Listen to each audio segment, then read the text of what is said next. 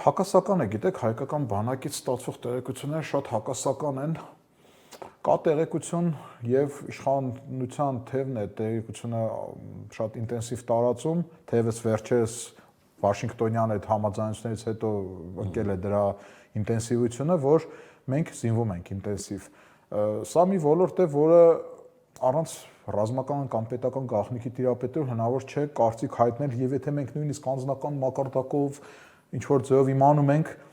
դա ասելու բան չէ հատկապես եթերում։ Հիմա տեսեք հանրային գործիչ։ Բայց ի վերջո կա, չէ, բաց աղբյուր այստեղ եւ Ադրբեջանի համար։ Ախր չէ, բաց աղբյուր կա, բայց այդ բաց աղբյուր կարող է կեղծ լինել։ Հայտարարենք, որ գնում ենք, փաստացի չգա զենքը։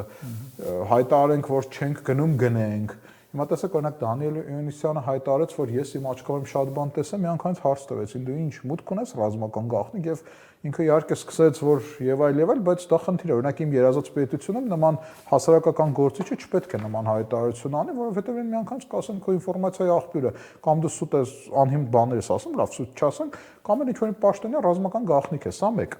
Երկրորդ, մեր պետությունը ես այս ստուդիայում շատ եմ ասել, կառավարչական լուրջ խնդիրներ ունի եւ այդ խնդիրները հնարավոր չի որ բանակում չլինեն, այսինքն այստեղ միայն զենքը չի կարևոր, այստեղ կարևոր է թե այդ զենքը ինչպես է կիրառում, այսինքն անձնակազմի